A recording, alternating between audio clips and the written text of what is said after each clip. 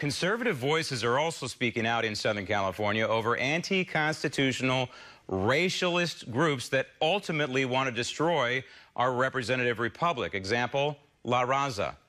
Joining me now from Southern California, CEO of the Shaloha Foundation, Rabbi Nachum Shifren, a.k.a. the Surfing Rabbi. Rabbi, you have a message for local city councils in the Southern California area, and it's even bigger than La Raza, isn't it? It goes to the core of being politically correct and the damage that it's doing to our society. What's your message? Well, first of all, Graham, thank you very much. And I addressed the City Council of San Diego today, and I looked at them and I said, you guys are water carriers for Nazi racists. If this were the other way around and white people were taking the rights away from colored people, you'd be all over it. But it's a business as usual attitude with the City Council because there is no pushback from the white community. Well, here I am. These people have put Nazi swastikas on their park. They put the slogan of Aztlan, which basically is La Reconquista, the reconquering of Southwest United States. And this goes to the core of La Raza, correct? Absolutely. Their slogan and their mission statement is, this land that you and I are on right now, from which we go to work, we go to school, and we provide for our families, we're illegal aliens here in our own country. La Raza's stated goal, from what I have read over the many, many years, first of all, La Raza is a nationalist, racialist organization.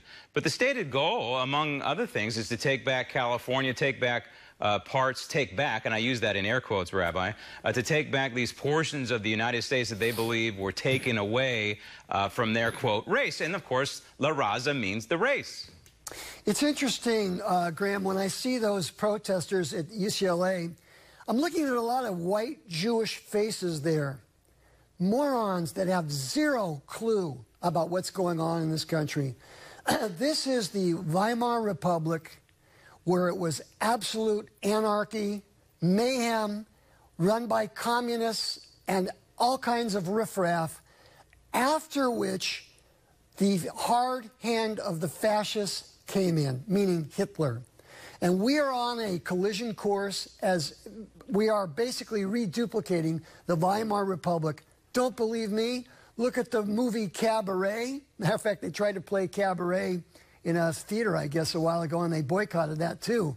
Right. But Rabbi, you're not sitting here as a divider, are you? You are sitting here as a Paul Revere waving the alarm bell right now, are you not? That we need to actually come together as a nation and not allow these groups to divide us? I'm the only one that's here for the white people of America, the Christian, middle-class people. I'm the only one that's saying it's because we are white that they hate us.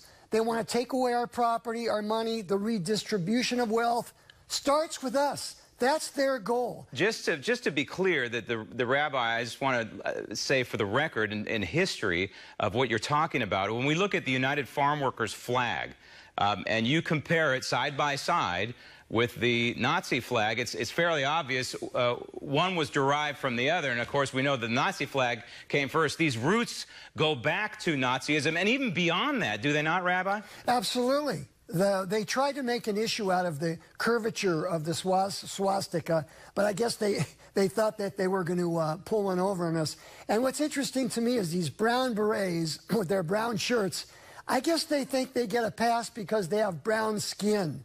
So they can wear brown shirts, which represented, of course, the filthy riffraff of the brown shirts of the Nazi party. Do you not believe, though, Rabbi, that we can all get along in this country if we're all treated equal? And is that not your message, no, that we do need to be treated equal under the law, which is part of our Constitution? No, we cannot all get along equally. 100 years ago, the American Communist Party said America will never reconcile itself with communism, but they will accept liberalism and progressivism. It's the same thing. We've got to be vigilant. We have to stand guard. Every single citizen in the United States of America has to understand this is a movement that has its roots way generations ago to subvert and to overturn our country.